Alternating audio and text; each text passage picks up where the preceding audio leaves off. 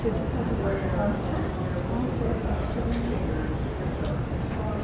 I mean, that's Renee's plan. The asterisk means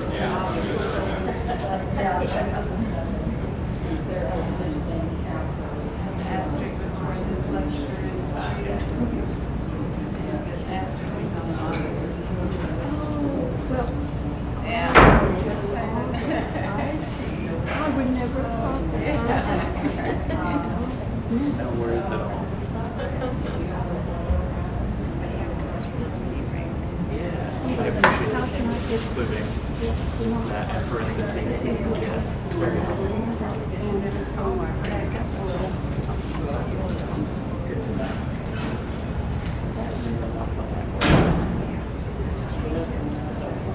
Sorry. Oh, no, it is not. Yeah.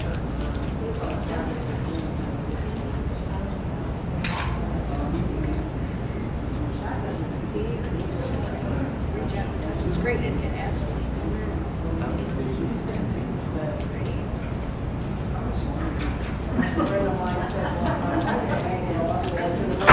I'll also get you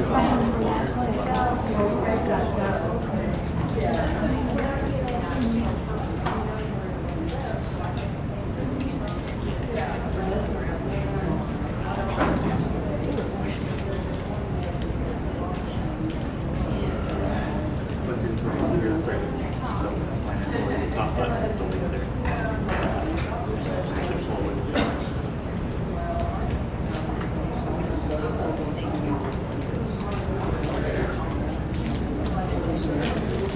Yeah, I'll introduce you to everybody and take over. Thanks. Aztec was Spanish.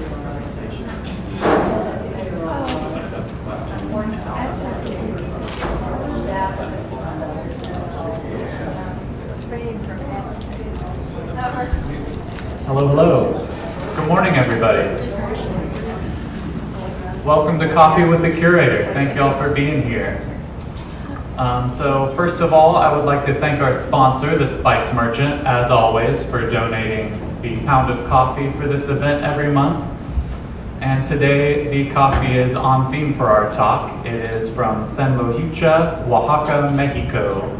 So get yourself a cup of coffee if you like and get settled with your breakfast and everything. For those of you who don't know me, I'm Keenan Noller. I'm the Education Assistant here at the Museum of World Treasures. And also, mark your calendars for August 15th. That's our next Coffee with the Curator. And that speaker will be Jean Chavez, who will be giving a Humanities Kansas presentation called Flower Power, about the rich history of Mexican immigration to Kansas and the creation of the humble yet important flour tortilla. So mark your calendars for August 15th. And also, before we get started, I want to thank everyone again for being part of these educational programs. And we've seen a lot of growth this year with these programs at the museum. And as part of that growth, we're also going to start streaming these presentations online to reach even more people, hopefully. And because of that, I just want to go over and reiterate our expectations for these educational programs. All of our expectations for these are rooted in the Museum of World Treasures' core values of respect for self and others, our vision as a museum to provide meaningful collections-based learning experiences for the purpose of increasing public awareness and appreciation of our beautifully diverse world, as well as our museum's strategic pillar of diversity, equity, accessibility, and inclusion for everybody. So our expectations for everyone, online and in person. Our Q&A is for the audience to ask questions about the topic at hand with respect for our speaker. It's not for conversation or debate. These other activities can be done on personal time after the program has concluded. Also, the Q&A is not for rhetorical questions, so please ask questions in good faith with respect for each other. And all questions should please refrain from using dehumanizing language about other people. And last of all, just be kind to one another. We all come from different backgrounds and different places and different points of view, and we can respect that about each other while also hopefully learning something new every time we're here. So today we are delighted to host Dr. Máire Johnson, an associate professor of premodern history at Emporia State University. Dr. Johnson's research specialty is medieval Ireland, but she teaches everything from 2 moments before cosmic dust up through the Renaissance and Reformation in Europe and the world. Dr. Johnson has been teaching in higher education for almost 20 years at institutions in both the United States and Canada, and she has given talks on a variety of pre-modern historical topics across the US, Canada, Ireland, and Scotland. So without further ado, please give a warm welcome to Dr. Máire Johnson.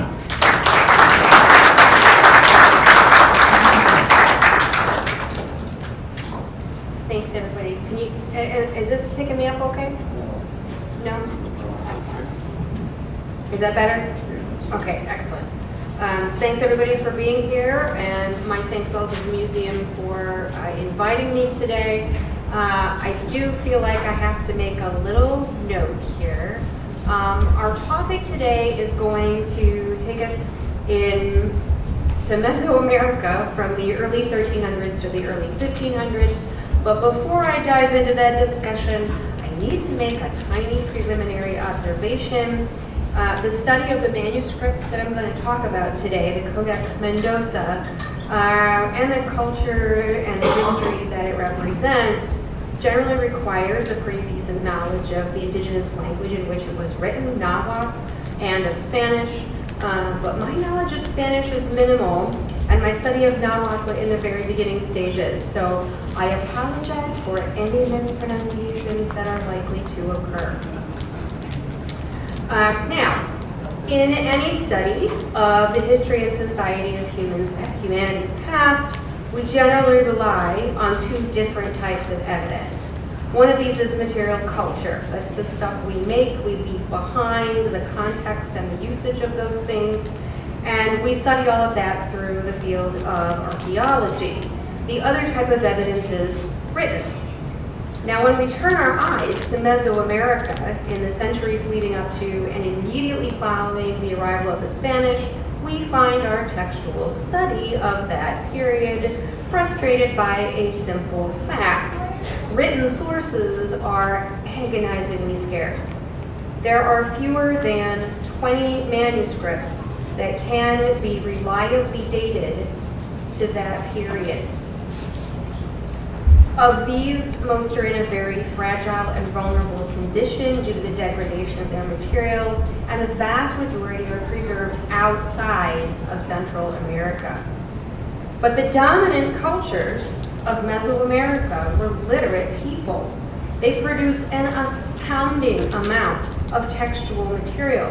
European observers in the early 1500s tell us that they saw hundreds of written works in Tenochtitlan alone.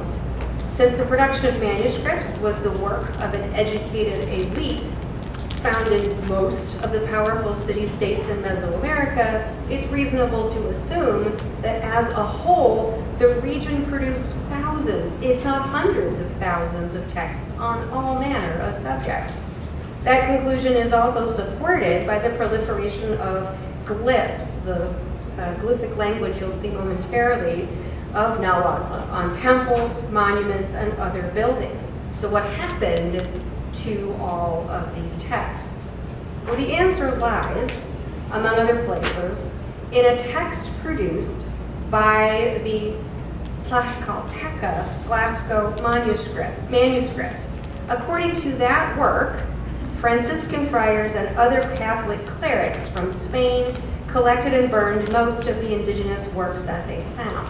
Records from the Spanish tell us that this was part of the Catholic Church's charge to its missionaries in the Americas. Friars, priests, bishops, and so forth were to preserve any indigenous works of a cultural or historical nature, but to eliminate any that directly related to religious traditions. The indigenous deities and rituals were considered to be magic of the worst kind, the work of the devil, to quote the Spanish, and thus too dangerous to keep around. The result is that an unknown but bewilderingly high percentage of all pre-conquest Mesoamerican texts were destroyed. That alone makes a work like the Codex Mendoza important.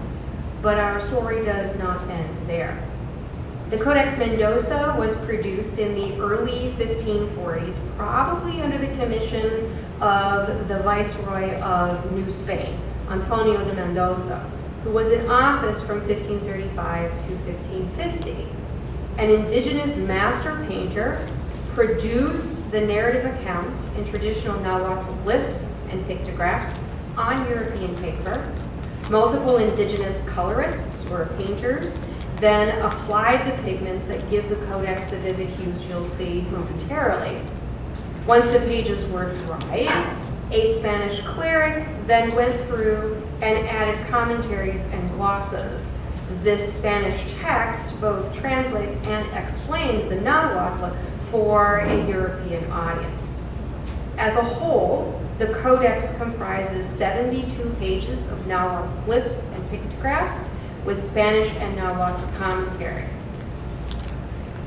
Along with, after that, a further 63 pages that are just Spanish commentary. This combination of indigenous and European elements makes the Codex Mendoza what some scholars have called a kind of Rosetta Stone for Mesoamerican studies. It has assisted the decoding of the image-based Nahuatl for readers who are used to letters, and it helps to understand not just the Nahuatl language, but also to provide a gateway into the study of other, often older Mesoamerican cultures. The Codex Mendoza is divided into 3 sections. There are 19 pictorial pages in the first section. This comprises a history of the Mexica culture from the founding of Tenochtitlan in 1325 to the death of the last ruler of the Aztec Empire, Moctezuma II, in 1521. This section relates the Mexica conquests in order of the rulers to whom those conquests are attributed. The second section continues the story with 39 pictorial pages of detailed tributary records that the capital of the Aztec Empire, Tenochtitlan, either demanded or received from the 38 provinces of the empire in the early 1500s. We don't know if that was what was demanded, what was received, or both. The text does not tell us. The final section ends the portrait of the Aztec Empire with 15 pages that contain a thorough ethnographic account of Mexica life from birth to death. The pictographs throughout the codex also provide evidence of things like costumes, clothing, textiles, military attire, standard foodstuffs, indigenous art styles.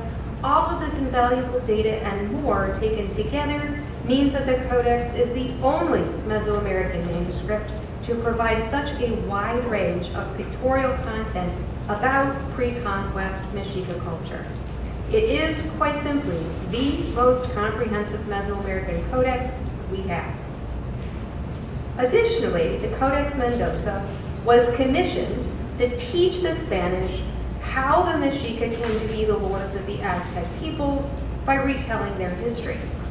And it's likely that this entire project was intended to justify the Spanish conquest. Sorry, we skipped a slide there. The goal here would have been to depict the Spanish conquest as legitimate according to Aztec law, rather than the illegal seizure of a foreign power that it actually was. The indigenous master painter who produced the text, however, had other ideas, and what he created was a vindication not of Spanish dominion in Mesoamerica, but of the Aztec state. Because Mesoamerican codices of the 1500s were produced at the behest of Spanish individuals, and often by Spanish allies or Spanish-trained persons, the majority of such manuscripts do what their commissions demand. They do legitimate the Spanish takeover at the expense of the Mexica and other Mesoamerican peoples.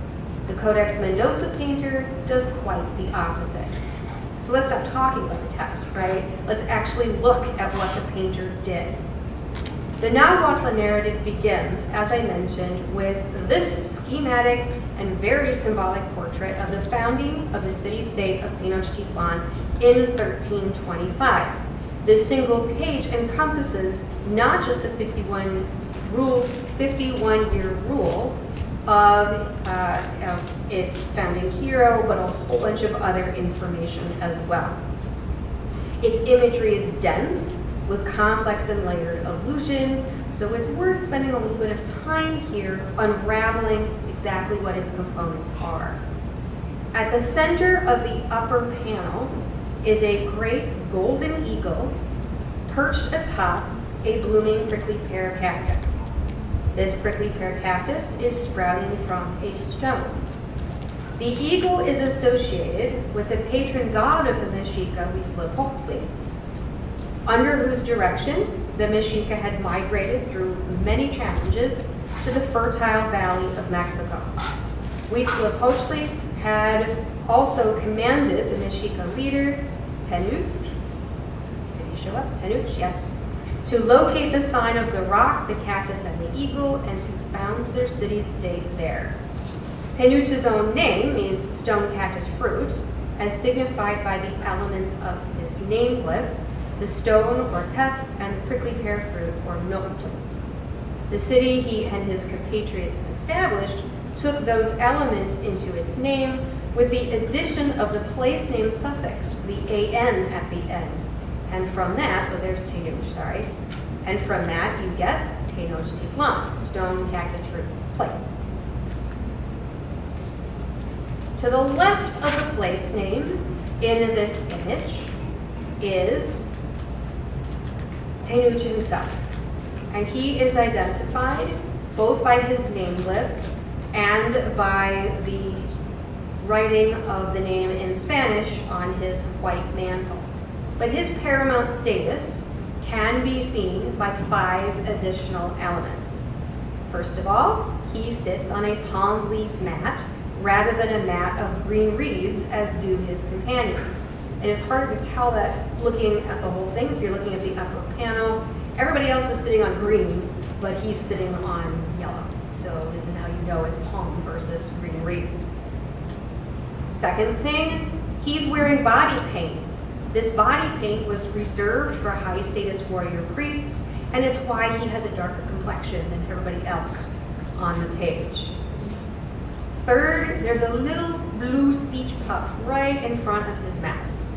This blue speech puff indicates that he has the authority to speak, to lead. And then fourth and fifth, there is blood on his temple right in front of his ear, and his hair is tied back loosely rather than bound up on top of his head.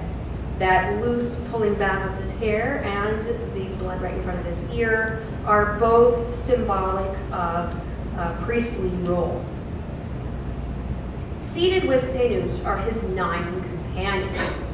All of them are sitting on green reed mats, and they all lack body paint, but their warrior identities are made visible because, unlike Tenoch, they're wearing the tight top-knot hairstyle on top. It looks like a little pillar sticking out of the top of their heads.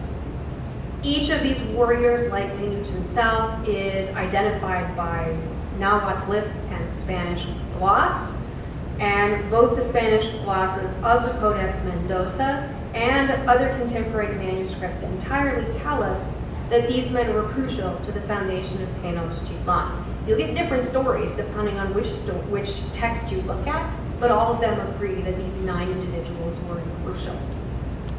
Below the central name glyph of the city-state is the symbol of paramount authority for Tenochtitlan.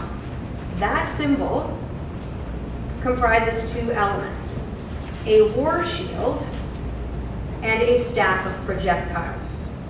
The shield's design of 7 clumps of white eagle-down feathers on a pale background is what is called iwitateo.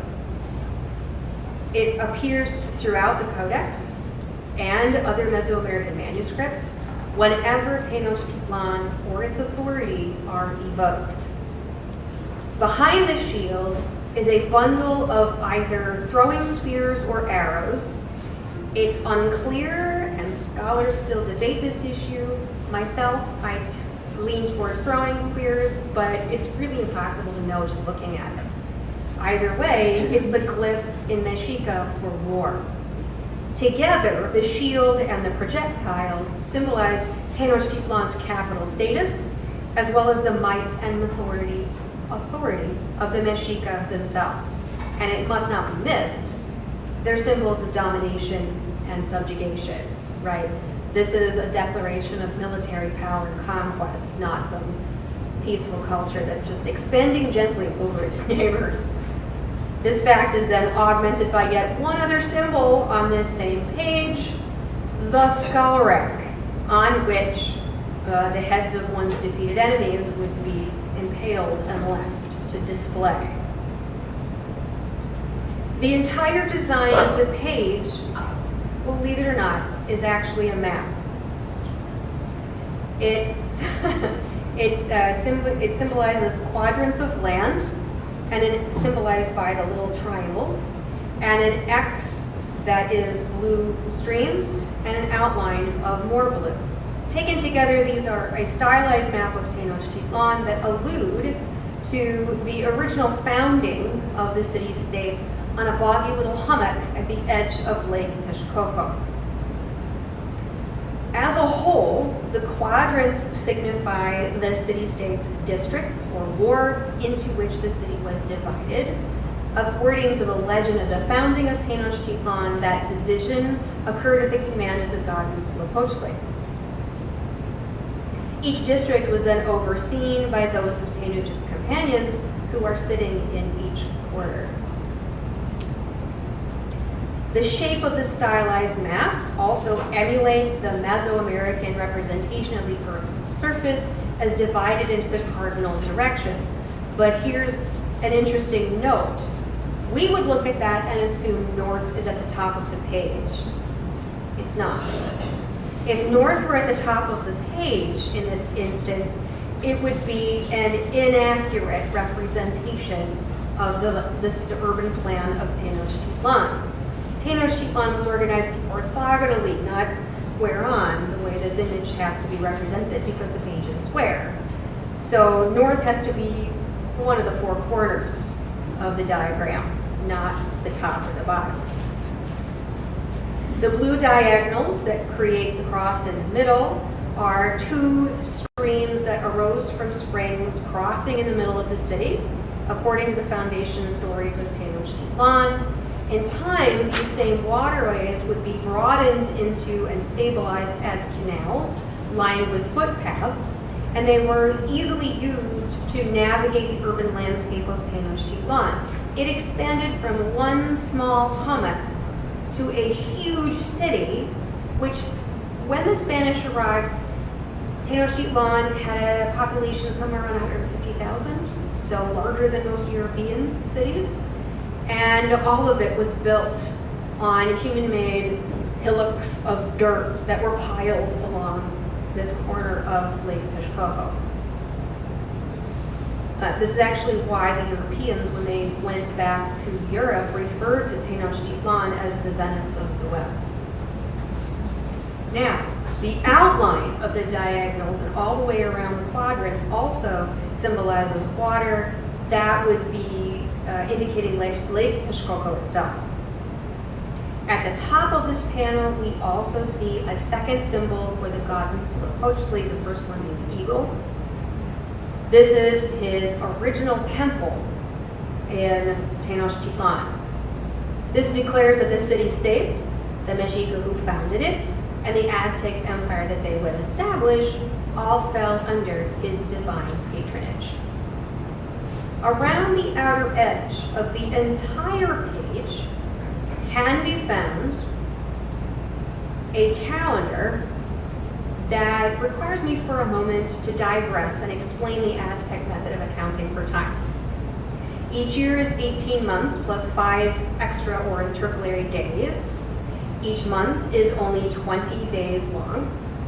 The days are named for objects or animals, and each year for the identity of its first day. So you have days that are named for a variety of things, but because there are 365 days in a year, each year can only have one of 4 possible starting days: reed, flint knife, house, or rabbit, in the order of what's up there.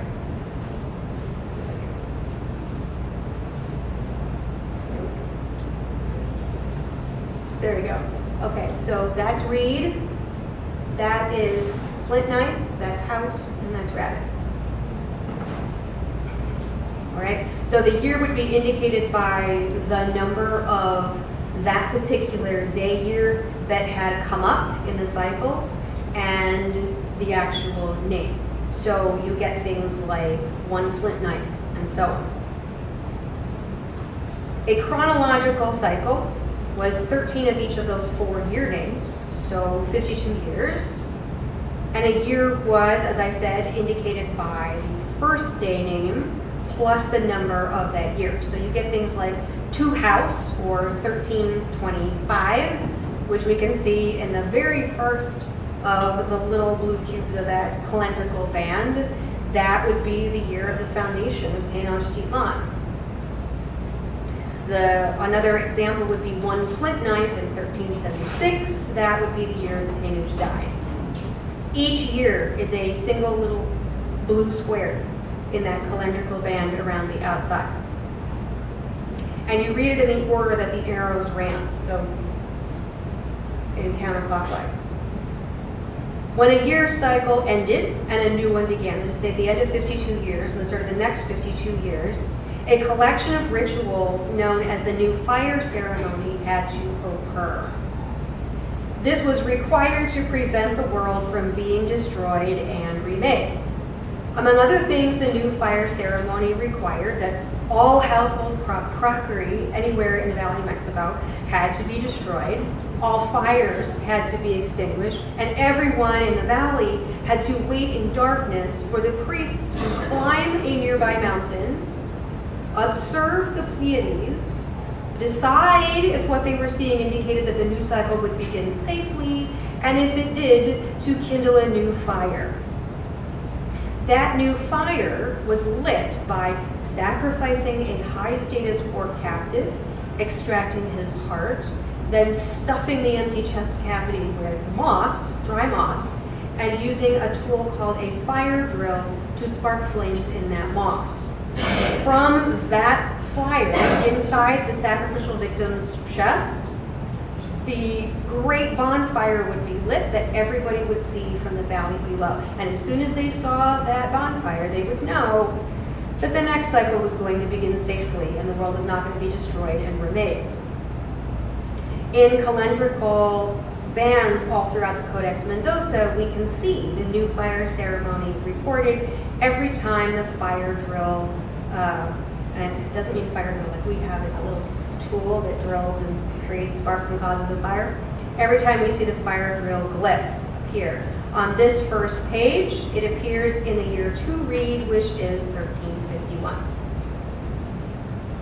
Below that upper panel, the foundation story of Tenochtitlan, begins the narrative of the rise of Mexica power.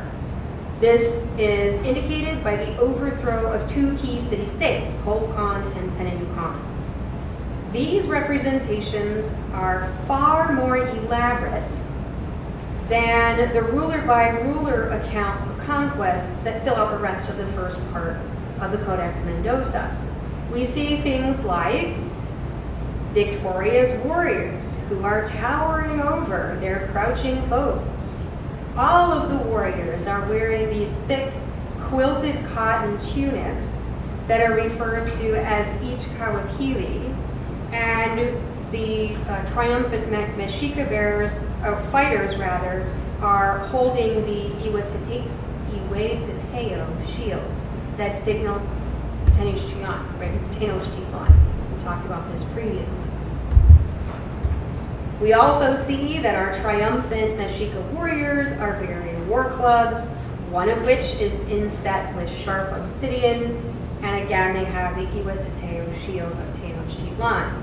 They're also wearing that key pillar hairstyle, well, there's the shield, sorry, the key pillar hairstyle top knot that indicates they are chief warriors. Now it should be noted that historically, the Mexica did not conquer either of these city-states as an independent force. They did so, but not during Tenoch's lifetime. These victories actually occurred about 50 years after Tenoch died, and at a time when the Mexica were still serving as mercenaries for the Teponic people and their tyrant ruler, Tesosomoc. The conquest of Coyoacán and Tenayucan here are not meant to be chronologically literal. They are instead symbols of overthrowing their former masters. The foundation story of this single page of the Codex Mendoza emphasizes the extraordinarily humble beginnings both of Tenochtitlan and the vast empire it would one day lead. It also accelerates the timeline to highlight Mexica pride in those beginnings and in the triumphant march of conquests that would eventually follow.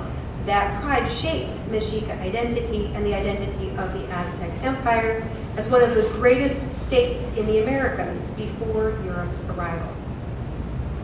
The conquests that round out the rest of this first section of the Codex then lay out the establishment of the full Aztec Empire without a whole lot of detail. There's almost no obvious physical violence being displayed here. There's a couple of instances, but not much. There's hints of the violence. I mean, obviously it's conquest, so we assume there's violence, but you don't see it, right? You instead get narratives that name and provide the character traits of each ruler. So in this slide right here, there's the ruler with his name glyph. His character traits are listed down underneath the shield. It also provides the calendrical cycle. This one's very short. He didn't rule for very long. It gives the major city-states that were conquered under his rule. That most of the Mexica victories up to a certain point in these narratives were accomplished as mercenaries serving under the Teponic is not recorded in the Codex Mendoza. We have to look elsewhere for that information. But it is in the reign of Itzcoatl, who ruled from 1428 to 1440, that the Mexica finally overthrew their Teponic overlords. And it is from Itzcoatl's reign onward that the Mexica conquered in their own name, and that the Aztec Empire truly starts to come into its power.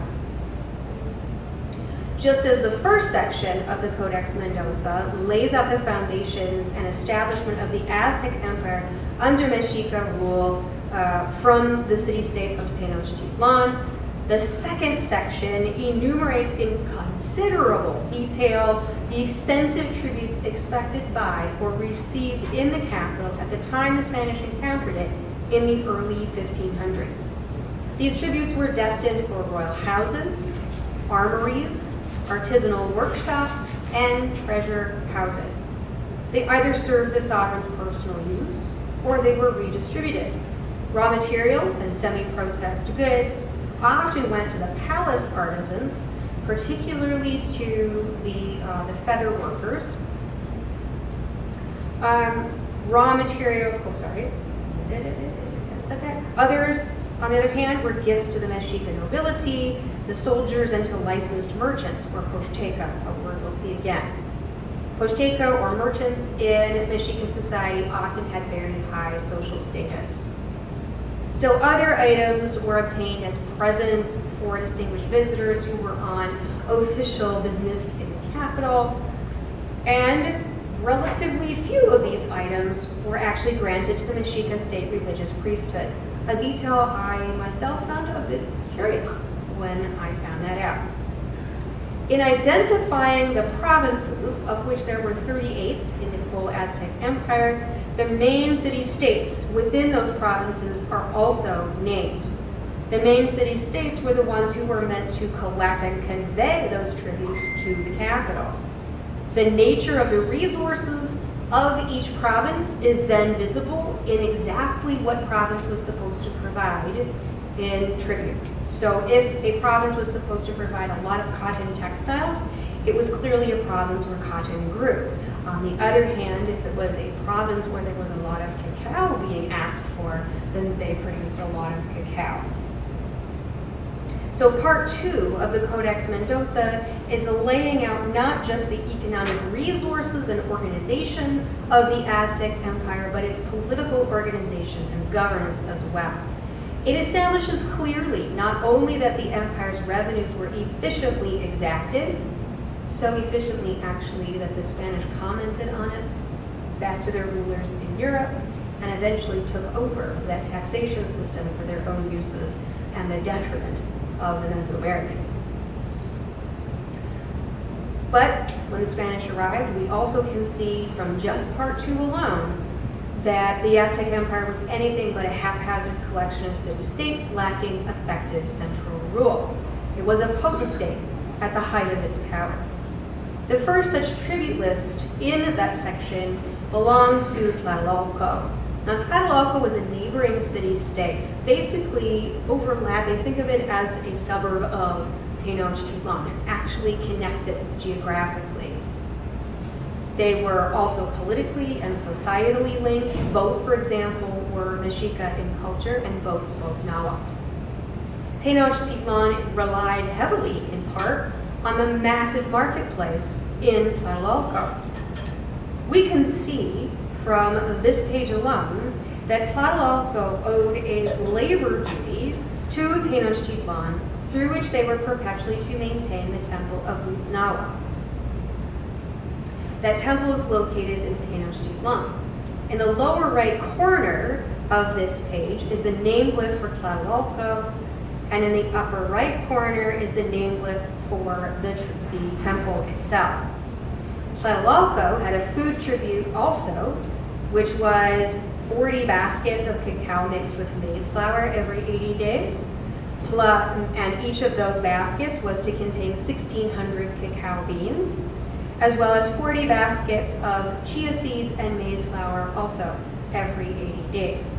In addition, they had a textile tribute there's our baskets of cacao and maize flour and our baskets of chia and maize flour. We also have a textile tribute of 800 loads of large white mantles every 80 days, as well as 40 white and 40 yellow warrior suits and their shields every year. Now, for all of the city-states that were not physically and geographically linked to Tenochtitlan, the tributes listed are organized by the resources and size of each of the empire's 38 provinces. Numbers, however, need to be looked at briefly to understand how this was accounted for. Ones, as we've already seen sort of, are indicated by fingers, dots, or circles. So that's the tip of a finger up there, and you'll see them sticking out of usually bales of cloth or mantles. 20s are signified by flags or standards. Feathers are 2020s or 400s. And tasseled priestly bags of copal, the incense, are 420s or 8,000. So this is a base 20 counting system. The time within which each of these tributes were to be paid was usually provided as rosettes. One rosette was 20 days. So the bar up there is 20, 40, 60, 80 days. Right? We see the 80-day bar a lot on the tribute rolls. If you see instead a nearly complete circle that looks an awful lot like a pack person, it indicates a single year. It needs a bow to be a pack one. Tribute items are vast, very numerous, and incredibly diverse. I could not give you pictures of all of them. We would literally be here for days, but I will give you a representative glimpse. So we see things such as warrior suits and shields that varied in color and quality depending on the status of the warriors for whom they were intended. In this instance, you can see 4 different types of warrior suit and the associated shields. There are bins of maize, sometimes with or without mixtures added into them. Bins of beans, sometimes mixed with other things. Both of these actually are mixed with chia seeds. We also find bins of chia and amaranth on their own. In addition, we find things like women's tunics and skirts, men's loincloths, rush mats and rush seats, cans of skin pigments, like that which Tenoch is shown wearing. We find large and small mantles, some of which are plain, some of which are checked or striped, and some of which are incredibly ornate in design. There is both raw and refined copal incense. The image up there at the far end is actually unrefined copal in palm leaves. We find individual and strung semi-precious stones. There's 3 rows of those in that in this slide right here. These semi-precious stones are usually amber, turquoise, or jadeite. So these 2 are actually jadeite. This one's turquoise. There are representations of vessels for drinking cacao, gourd bowls, plates inlaid with turquoise, which are these right here, bins or bales of cacao, bundles of paper, not made from what you would expect paper to be made of, bales of cotton, sometimes of amber color, sometimes of white, red seashells, bags of the mineral lime, jars of honey, either described as bee honey or as meidi, which is agave.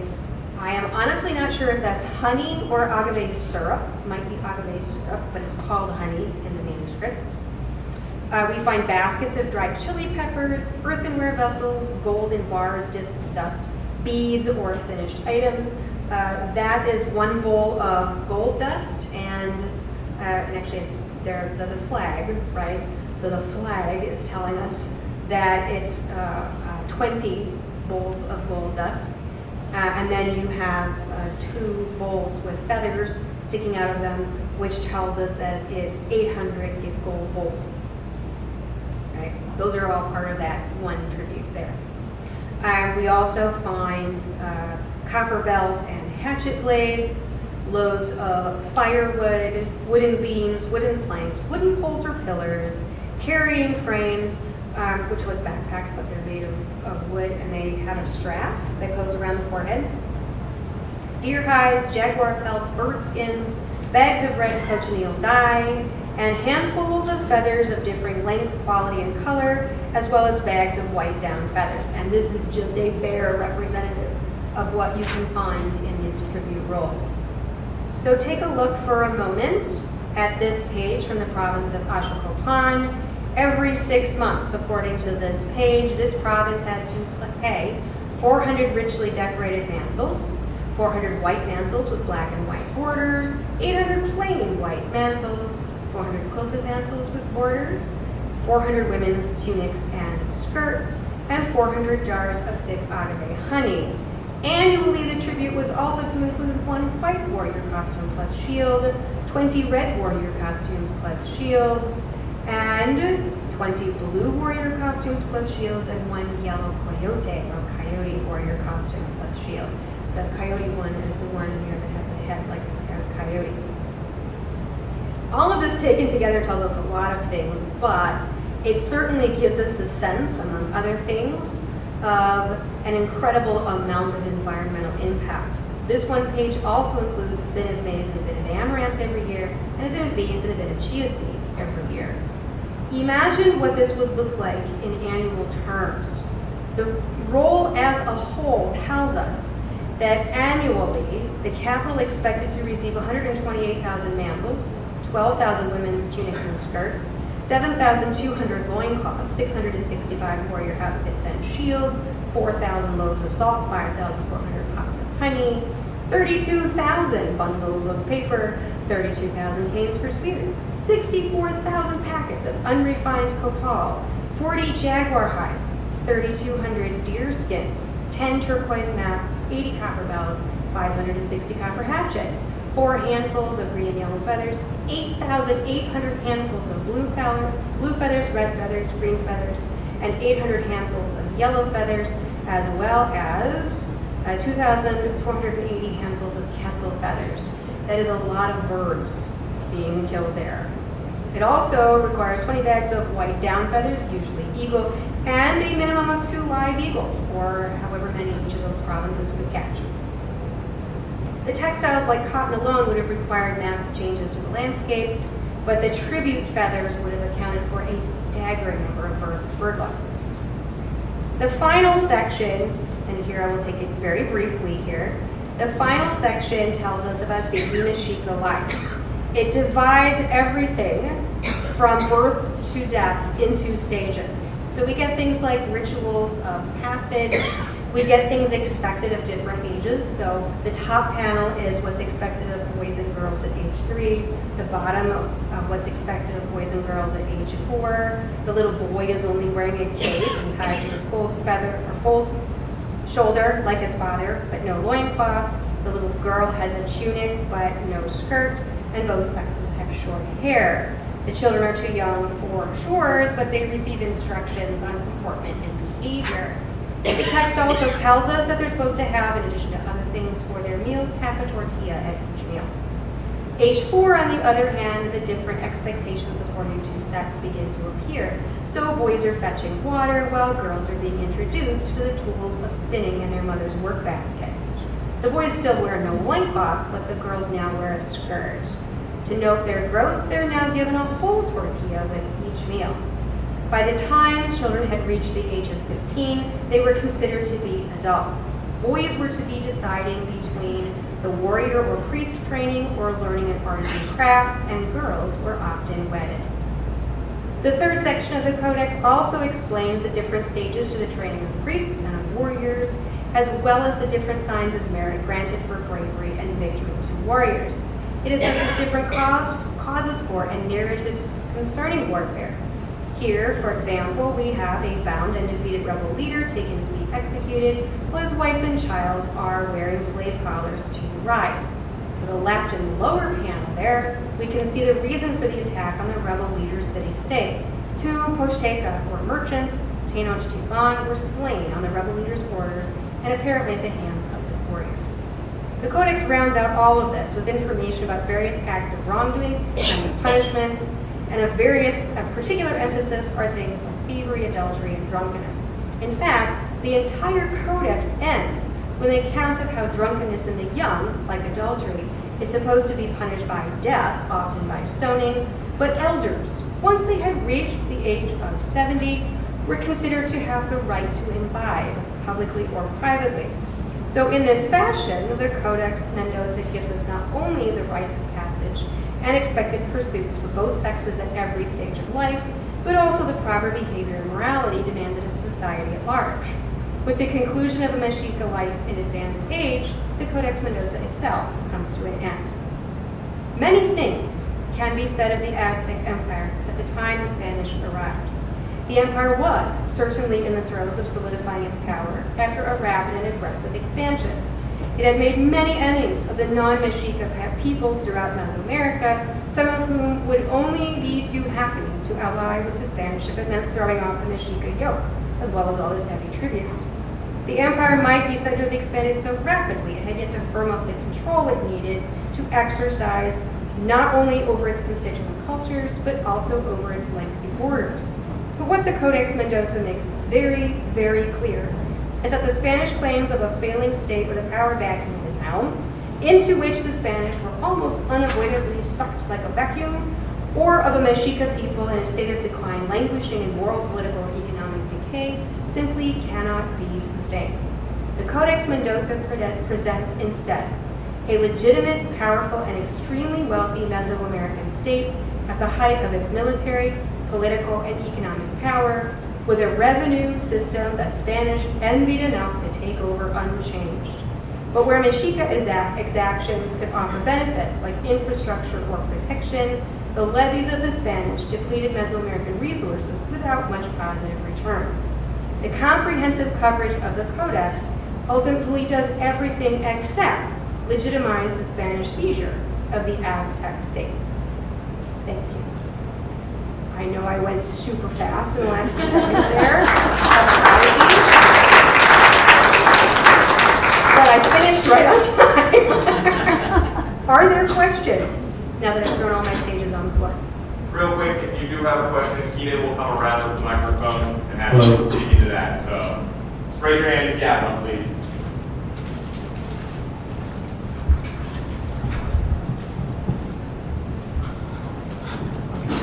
This has been most fascinating. I'm curious, with all those textiles having been required, have any of those survived the years?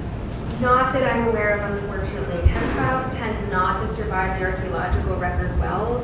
Anything that's carbon-based like that tends to degrade very, very rapidly. So I don't think so, but I won't swear to that. I think there's only one textile that didn't come in until 1531. Okay, thank you. It's the Tilma, The, Virgin of Guadalupe. oh, yes, right, yes, thank you. Mexico City. Yes. Yeah. What was they, I'm sorry. She, what did you say it was called? The Virgen de Guadalupe? The Tilma?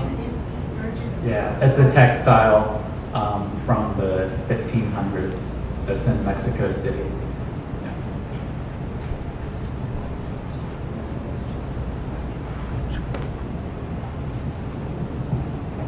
Small material question. You mentioned the Aztec paper a couple Yeah. of times. I was just curious, what was it made out of? I actually had to look this up myself because I was sort of surprised.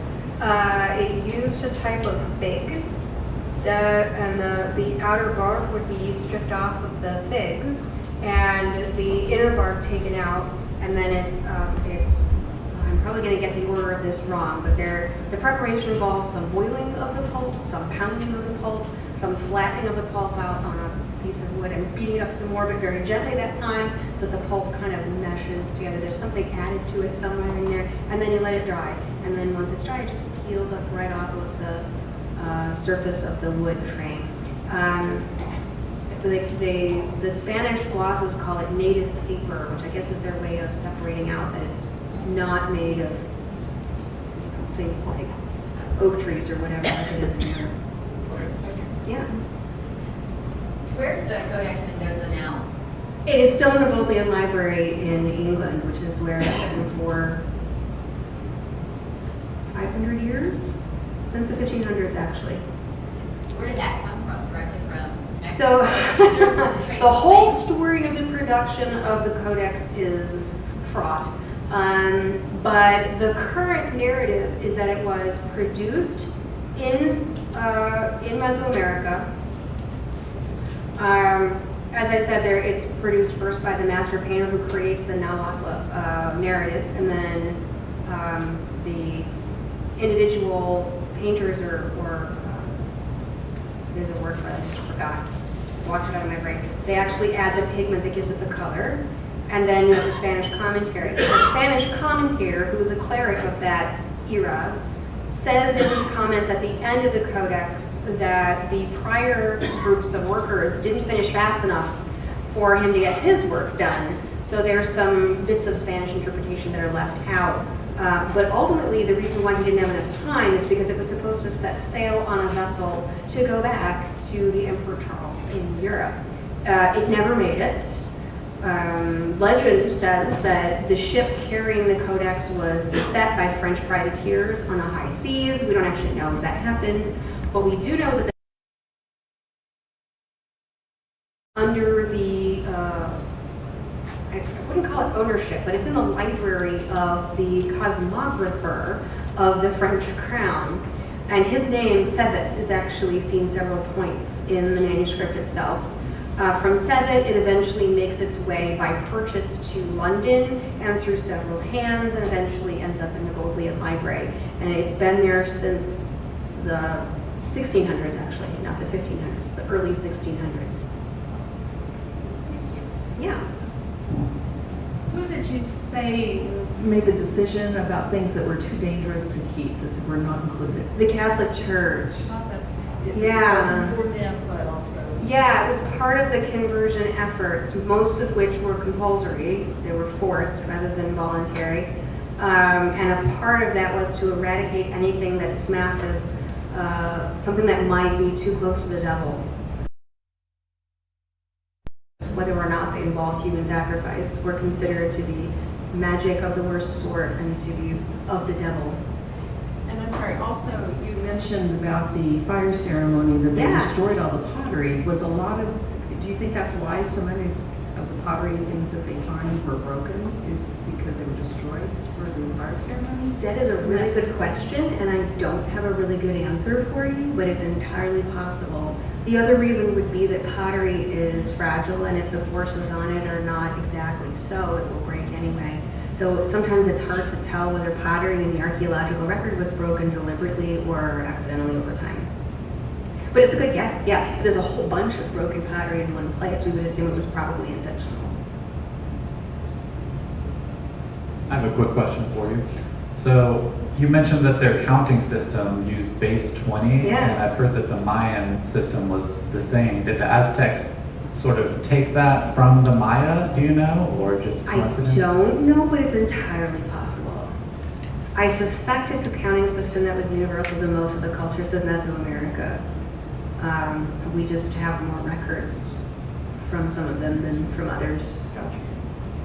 It would have been difficult to live in so geographically compact an area and have a totally different counting system, particularly given that merchants and diplomats were constantly traveling back and forth between them.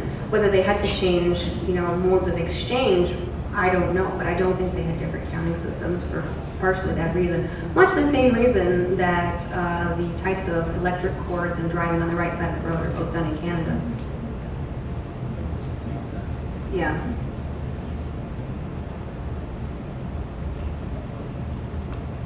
Any other questions? I went really fast there at the end, sorry. I have another one for you. So you talked a little bit about their calendar system, and I was wondering if they had a way to deal with the fact that the year wasn't exactly 365 days. Like, did they have leap days as well, or did Yeah. it get askew? But it's in the months. Yeah, so a year is 18 20-day months, but then there's 5 intercalary days that sort of hang out at the end and annoy people. Yeah, seriously, they were often considered to be unfortunate, so you didn't want to do things on the intercalary days. Take a siesta. Yeah. Yes. What other tribes were around the area? Oh my gosh. I've heard a lot about the I Toltecs. don't remember all of them. Toltec, Tepetec, Xoltec, Mexica, Chichinek. I don't remember. There's probably a couple hundred. Wasn't that the reason also why the Spanish were able to infiltrate into the Aztec area, was because of all these other tribes that the Aztecs... It didn't hurt. Yeah. I think it was less that there were so many other tribal identities, and more that so many of those tribal identities had learned to hate the Mexica. The rise of the Aztec Empire involved so much violence, and they resented not just being conquered and subjugated, but the incredible tribute exactions that were now being asked of them, as well as the fact that those exactions, although it doesn't say so in the tribute rules, included human exactions for the purpose of sacrifice. So they didn't like that terribly much, and I don't think we can blame them. And the result was that when the Spanish came along, a whole lot of those peoples, Tlaxcala, the neighbor right next door to Tenochtitlan, remained independent right to the end. They were willing to ally with the Spanish, as were a lot of the other cultures, as a way of overthrowing the Mexica yoke. They thought it would benefit them. In the Tlaxcala case, it kind of did, but in most of the other cases, it really didn't. As soon as the Spanish gained power, they turned on the indigenous that had helped them. What was the period of Montezuma? Right at the tail end. I don't remember his year start date, but it ends in 1521. So he's the one, Moctezuma II, anyway, there's two. Moctezuma I is 50 or 60. I have to go back and look, actually. He's the 3rd or 4th of the rulers of Tenochtitlan, and Moctezuma is the 9th. The second one is the 9th, the last one.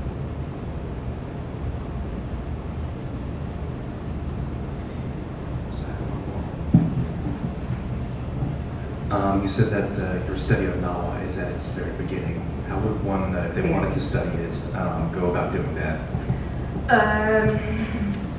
So basically, I've been steeping myself in the work of other scholars.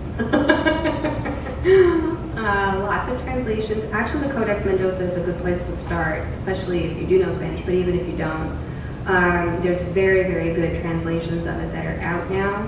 And you can get, most of these pictures are my photographs taken from a facsimile text. So facsimile reproduction is digital images taken and then printed of a handwritten manuscript that does not travel anymore. And there's a 4-volume collection, one of which is the facsimile reproduction, one of which is a bunch of essays about the Codex, and one of which is a translation of the Spanish and Nahuatl from beginning to end of the entire Codex. And so that gives you a sense of how to connect the different glyphs to what they mean in Nahuatl because they're translated in Spanish. Even if one doesn't know all the stuff in Spanish, you can still make those connections between those two things. It's a place to start. There are some pronunciation guides online. I don't know how good most of them are. The 3 different ways I kept pronouncing Tenochtitlan should tell you that I'm definitely still learning how to say it. Yeah. The emphasis, I always keep getting the emphasis wrong too. It's supposed to be most of the time on the penultimate syllable, the second to last. So it should be Tenochtitlan, and I keep doing it more anglicized. So, but I'm working on it. Yeah. I should know, by the way, that Nahuatl and its descendant languages are still spoken by hundreds of thousands of people today. From Mexico all the way down to southern Central America.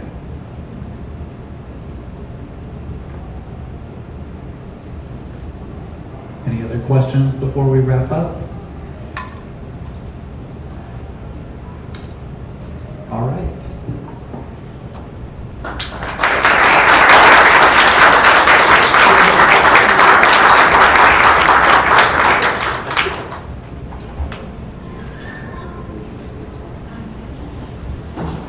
I should actually say that the best way to learn Nahuatl would probably be from a Nahuatl speaker. But I didn't have time to do that before today. Thank you all for coming to Coffee with the Curator again. Give another round of applause for Dr. Johnson. I just want to give everyone an additional reminder that we also have our next Senior Wednesday on August 7th, and Dr. David Graff from Kansas State University is going to be speaking about medieval Chinese warfare, so that'll be a fun talk. And remember, next month's Coffee with the Curator